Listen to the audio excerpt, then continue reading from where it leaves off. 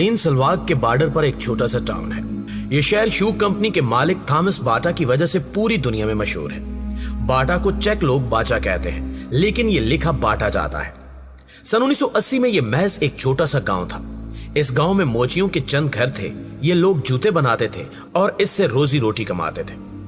Thomas बाटा इन मोचियों का बेटा था। ये बचपन से जरा मुख्तलिफ बच्चा था। ये देख रहा था कि इसका खानदान 400 साल से जूते बना रहा है और जफ्त साजी के इस पेशे में इसकी दर्जनों नस्लें खत्म हो गई। थॉमस बाटा ने फैसला किया कि ये महज मोची बनकर जिंदगी नहीं गुजारेगा। चुनांचे इसने अपनी बहन आना और भाई एंथोनी के साथ मिलकर 1894 में बाटा के नाम से एक छोटी सी कंपनी बना ली। उस दौर में ज़लीन एक इंतहाई पसमानदा गांव था। तमाम गलियां कच्ची थीं और उस गांव तक ट्रेन की पटड़ी भी नहीं बिछी थी।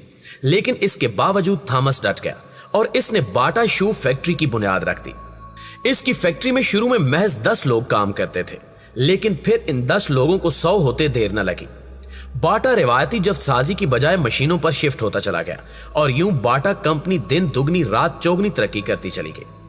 प्यारे साथियों, बाटा एक विजनरी शख्स था। इसने महसूस किया कि चमड़े से जूते बनाना मुश्किल भी है और ये जूते सख्त और भारी भी होते हैं। चुनांचे इसने 1896 में पहला कैनवस शूज बनाया। ये जफ्त साजी में इनकलाब था।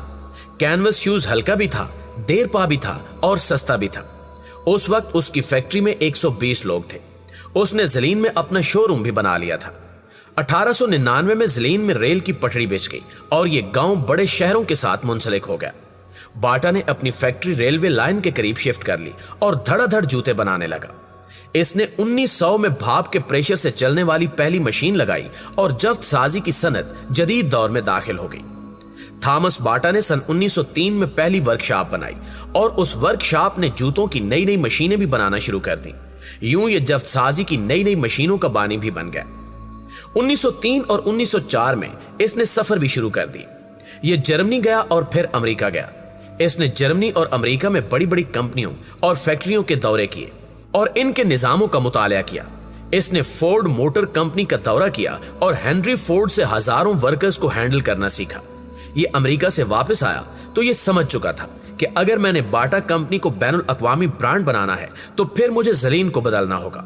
मैं अपने वर्कर्स को गांव के कल्चर में रखकर बाटा को इंटरनेशनल शक्ल नहीं दे सकूंगा। थॉमस ने वापस आकर पूरे ज़लीन को अपनी जिम्मेदारी बना लिया। इसने गांव में सड़कें बनाई, स्कूल खोला, गांव में छोटे कर्जे देने वाला बैंक बनाया, फार्म हाउसेस बनाए, गांव में टेलीफोन लगवाया और तमाम घरों को टेलीफोन के साथ मुंसलिक किया। इसने गांव के लोगों के लिए ट्रांसपोर्ट का सिस्टम भी शुरू किया। पूरे गांव और फैक्ट्री के लिए ग्रिड स्टेशन बनाया और फैक्ट्री के तमाम वर्कों के लिए घर भी बनाए। बाटा ने गांव में सिनेमा भी बनाया जिसमें गांव के लोगों को हफ्ते में 2 फिल्में दिखाई जाती थी। बाटा ने पूरे ज़लीन की शक्ल बदल कर रख दी। नाज़रीन गिरामी, बाटा कंपनी सन 1914 तक 400 मुलाजमीन के साथ इलाके की सबसे बड़ी फर्म बन चुकी थी। सन 1914 में पहली जंग अजीम शुरू हुई और यह जंग बाटा कंपनी के लिए तरक्की का पैगाम लेकर तलू हुई। बाटा ने 1910 में पहला फौजी बूट बनाया था। यह बूट जवानों के मार्च के लिए बहुत अच्छा साबित हुआ। जंग शुरू हुई तो ऑस्ट्रिया की हुकूमत ने बाटा को फौज के लिए 50,000 बूट बनाने का आर्डर दिया।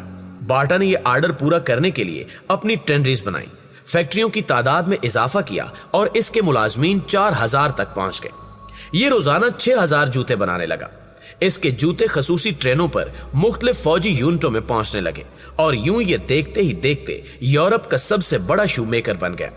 बाटा ने सन 1917 में चेक और स्लोवाकिया में अपनी 18 शॉप्स खोल ली और ये आम लोगों को भी बड़े पैमाने पर जूते फराहम करने लगा। सन 1918 में जंग खत्म हो गई। जंग का खात्मा बाटा के लिए मुआशी बहरान लेकर आया। बाटा फौज के लिए रोजाना 6000 जूते बना रहा था। यह सप्लाई अचानक बंद हो गई। उस वक्त तक इसकी फैक्ट्री में 6000 मुलाजिम थे। बाटा के लिए इन सब को तनख्वाहें देना मुश्किल हो गया। इसने इसका हल आम खरीदार की शक्ल में निकाला। बाटा ने अपनी जूतों की कीमत में 40% कमी कर दी और यूरोप में धड़ाधड़ दुकानें खोलना शुरू कर दी। ये बाटा की पहली सेल थी और सेल का यह सिलसिला आज तक जारी है। बाटा कंपनी दुनिया भर में साल में 1 या 2 बार सेल लगाती है। सेल की इस रिवायत का आगाज सन 1921 में हुआ था। दूसरी जंग अजीम तक बाटा कंपनी ज़लीन में 64 फैक्ट्रियां लगा चुकी थी। उसने ज़लीन से 10 किलोमीटर दूर जहाज साज फैक्ट्री भी लगा ली थी जिसमें 6 नशिस्तों के छोटे जहाज बनते थे। थॉमस बाटा 12 जुलाई 1932 में हवाई जहाज के हादसे में इंतकाल कर गया, लेकिन मरने से पहले यह ज़लीन की तमाम सड़कें पक्की कर चुका था। यह ज़लीन में शरह खानगी 100% कर चुका था। यह पूरे शहर को बिजली, पानी और टेलीफोन की सहूलत दे रहा था और उस शहर में हर शख्स बरसे रोजगार भी था।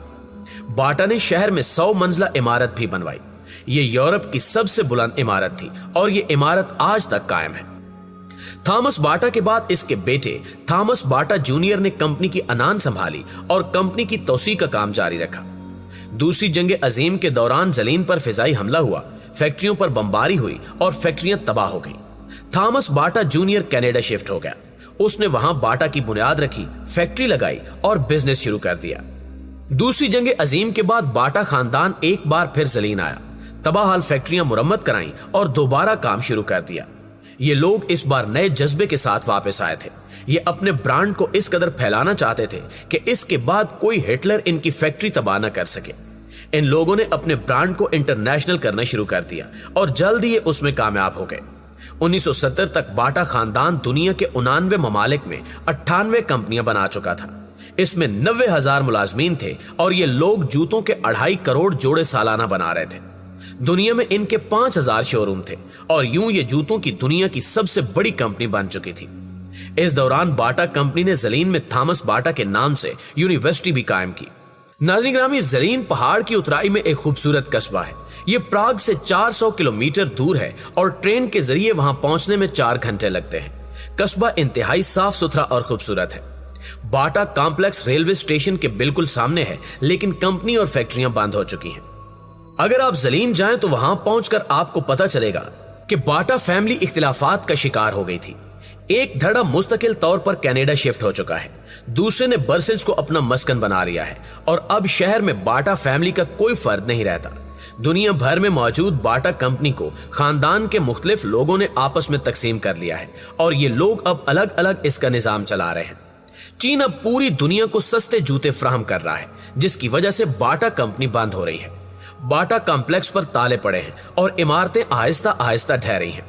वहां जाकर आपको यह भी मालूम होगा कि जिस कंपनी को 2 आलमी जंगें और दुनिया के 4 बड़े मालियाती बहरान नहीं मार सके, उसे चीन का मुआशी अजधा एक झटके में निगल चुका है और अब ज़लीन में सिर्फ बाटा का नाम बचा है। हाँ, अलबत्ता कंपनी की बगल में जूतों का एक अजायब घर भी मौजूद है। अजायब घर में बाटा की बनाई हुई मशीनें भी हैं और 1894 से लेकर 2008 तक बाटा के मुख्तलिफ जूतों के नमूने भी हैं। बाटा ने आज तक 5000 डिजाइन बनाए हैं।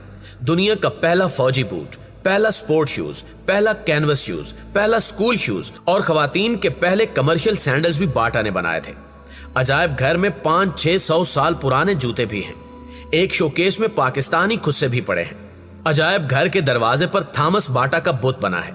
नाज़रीन ग्रामी, बाटा कंपनी बंद हो सकती है, लेकिन थॉमस बाटा का नाम हमेशा जिंदा रहेगा, क्योंकि ये सिर्फ ताजर या सनतकार नहीं था, ये इंसानियत का मौसिन भी था और इंसानियत के मौसिन कभी नहीं मरते। जी तो प्यारे साथियों, ये है हमारी आज की वीडियो कैसी लगी कमेंट करके हमारे साथ शेयर जरूर कीजिएगा।